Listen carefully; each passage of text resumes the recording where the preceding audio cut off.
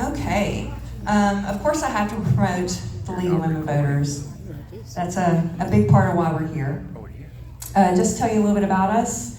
From the spirit of the suffrage movement is how the League of Women Voters got started after women got the vote in 1920. It started as a way to educate women on voting and the entire voting process, and here we are over 100 years later. And it's no longer just for women. Men are welcome, everyone is welcome, so if you would like to become a member for the League of Women Voters, we have forms that you can fill out, and I will be happy to take your dues. Insert laugh. Good job. Okay. So the League of Women Voters here in Dalton, we focus our efforts on voter registration and education. This, of course, takes money to do, which is why we're holding the raffle here tonight. And as you all know, I've told you about our auction that had to get canceled because of the hurricane. You know, it is what it is, roll with the punches. So again, if you would like to buy a ticket for the raffle, they are $2 each, or 6 tickets for $10. And we will pull the winners tonight at the end of the forum. I know, wah wah, sorry. All right, so I have rules for the audience. Are you guys ready? Are you paying attention?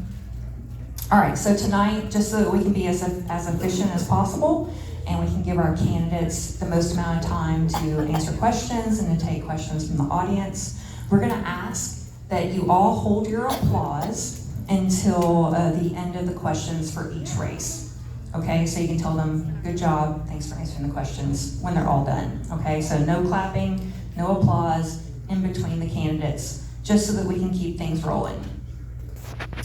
We want to keep the conversations in the audience, the talking, the whispering, any noises to a minimum, just so that we're not making it so that our neighbors can't hear what's going on. We want everybody to be able to hear and see what's happening here at the forum. And if you ask an audience question, for the sake of time, okay, please get right to the question. And as always, please remain respectful to all of our candidates and our audience. I am so sorry. Is it safe to talk? Okay. Sorry about that.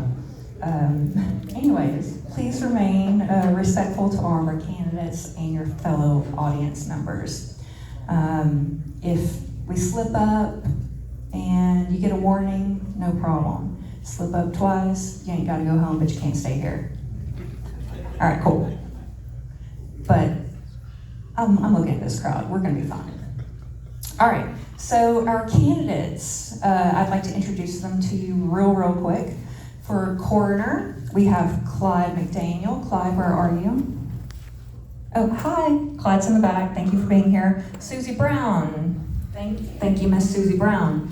For Sheriff Scott Chitwood, where are you?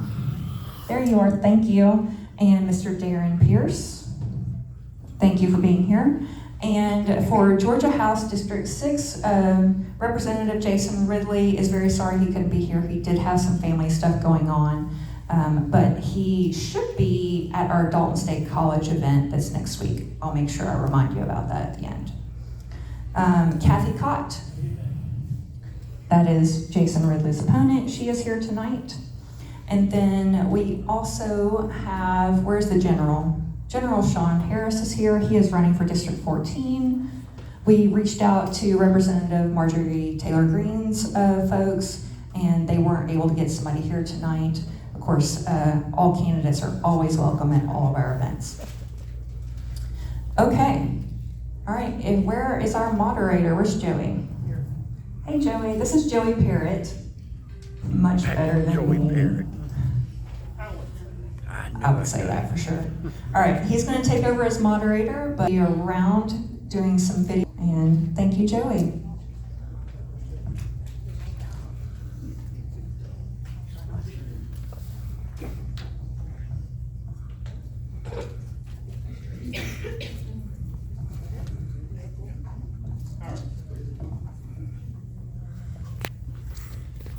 Hello. Well, first, what we're going to do to start with, since we have the two candidates who do not have their opposing people with them, we're going to let them have 5 minutes. So first of all, Sean Harris, if you would come forward, please.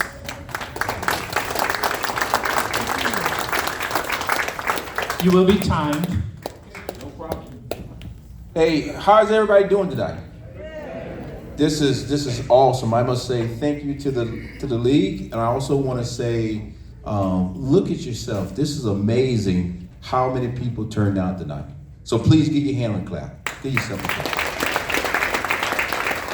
Earlier, I was introduced. I'm Brigadier General retired Sean Harris. Did 40 years in the United States Army. My last assignment was Israel. In addition to that, the coolest thing you probably need to remember about me is that I actually started off in the United States Marine Corps, enlisted, Parris Island, and went all the way from private to general. So it's very few that can say they actually stood at the gate and told somebody else to stand at the gate, and everything in between. But on top of all that, I've been married for 36 years, got 5 sons, 4 grandkids, 2 girls, 2 boys. That's the most important thing in my life, because at the end of the day, it's all about family. In addition to that, I live down in Polk County, Rockmart, and I raise cattle for a living. Now, you ask yourself, why are you running for Congress, Sean? The answer is simple. And it comes down to a simple question. Because our current representative, like I mentioned to you, my last assignment was Israel. She was supposed to come to Israel. She made a statement that Israel had lasers. And based off that, she was going to be protest against in Israel. And they decided to tell her don't come. So she's the only person currently in Congress that I have actually never briefed on the top secret clearance side. And as you know right now, a lot of things are going on in the Middle East. Now, the question I want to ask you is simple. What has Marjorie Taylor Greene done for you? Nothing. You don't have to say it out loud. The reality of it is, the answer to that is nothing. And at the end of the day, all of us here in Northwest Georgia deserves a leader, deserves a representative that first is going to listen to you, 2, make themselves available to you, 3, make sure that what they actually working on is what you have told them to work on. That's it. If you know anything about me, you hear me every time I speak, I talk about leadership matters. Our country needs leadership. Now, yes, I'm running as a Democrat. For 40 years, I wore that uniform, and for 40 years, I never told anybody I was a Democrat, Independent, or Republican, ever. Because in the military, we don't play that game. Just this past year, I retired last summer after doing 40 years and starting a cattle farm. It was Republican veterans who came to me and asked me to run for Congress. The Democratic Party did not ask me to run for Congress. The Republican veterans asked me to run for Congress against Marjorie Taylor Greene in the primary. I said to them, guys, my mom would get out of her grave if I came out and said I was a Republican. That's just being truthful with you. But the reality of it is, I said, I'll get in. Now, the only thing I want to say to you is this. In order for me to win, I have to have Democrats, independents, and common sense Republicans. That's why I drove up here today. It's because if you're tracking me on social media, I was just in Dalton Sunday and Saturday. That says that you are important. When I get off the floor, I'm going to stay all night. because I want to make sure that you have the opportunity to ask me any question you want. And when I win, I will ensure that we have 3 offices open in this district.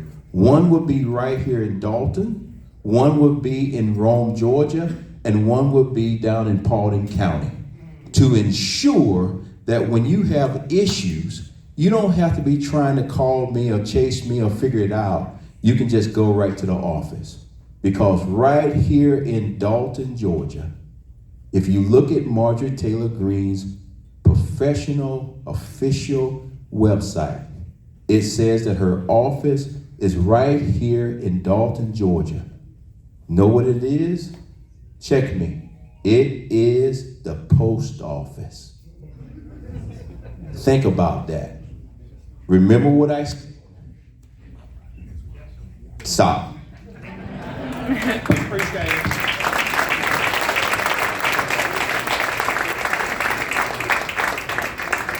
Trying to get a politician to quit talking. Who are y'all kidding? Okay, next we have Kathy Cott running for the House District number 6.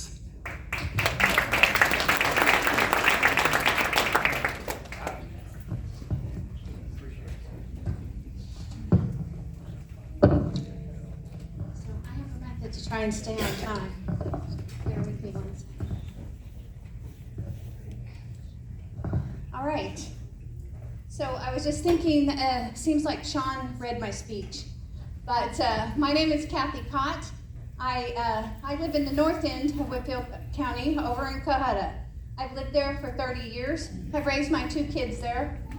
They went to public schools. They're both adults who've attended some college and are doing really well. Professionally, I'm a registered nurse. I've been a nurse for 35 years. I work part-time now, and I take care of my mother. If you've seen me anywhere in town, you've probably seen my mom with me.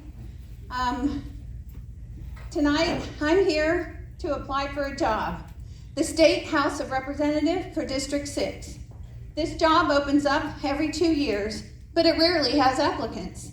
It turns out that a few men in our district decide who gets to have this job. They pass the baton to somebody's son, and there's rarely any challengers. Our current representative has been in office for 8 years, and he's not had to answer to us or listen to us on our concerns. He doesn't even consult with our city leaders many times. I've talked to many of the mayors in my district, and they feel like they don't get enough attention, just to say it nicely. So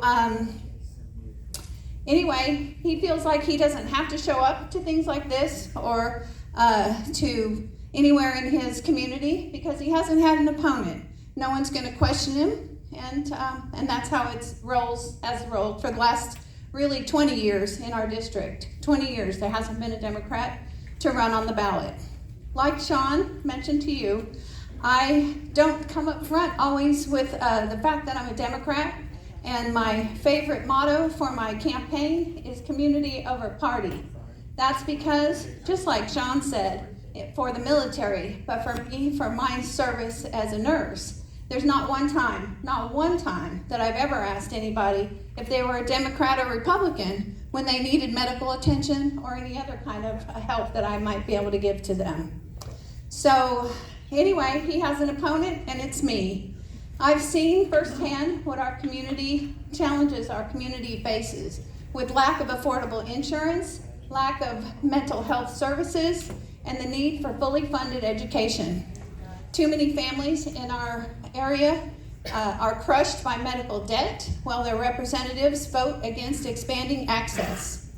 We are one of 10 states in the United States that has not accepted the expansion of Medicaid, and people in our communities and all over our state are suffering. Frankly, I think that it's shameful that we could help people, millions of people, with insurance and better access, and we refuse to do it. Our representatives refuse to do it. One thing that people talk to me about more than anything when they hear those top 3 things is the mental health access portion. Everyone in this room, I'll bet, has a story. I have more than one of need for mental health access for myself, my family, or others in the community. It's a huge challenge, and we need help with it. There are efforts underway by many in our community and even at the state level to bring more access, to bring facilities, to bring professionals to our rural communities, but they're being blocked by the representation that we have in Atlanta. If we can bring people to North Georgia and all over the mountains and the rural areas here to build their factories, give them tax breaks, give them an advantage for shooting a movie, we can surely get some medical professionals, some mental health professionals, and those sort of things that actually serve the people. I understand business, I'm not against it, of course, but we have to have people who, we have to take care of our people. So the last part of my stance is the fully funding of education, and I think we could start by not taking tax dollars from our schools. So your current representative voted for the voucher program and also sends his children to private schools. So, private schools get to pick and choose who their students are. Public schools don't get to do that. They have to serve every student regardless. And I don't mind if we have a voucher program if private schools have to hold to the same standard as public schools. One last thing I'm going to throw out there is that I think it's very important, and I want to add that I trust women, I trust families, I trust doctors to make decisions for themselves, and not the men at the legislature in Atlanta. So back to the top, I'm applying for a job. I'm applying to be your representative. I want to represent you 365 days a year, and not just the 40 days that the thing is in session. So I want to be an accessible candidate, representative, and a leader. Thank you very much.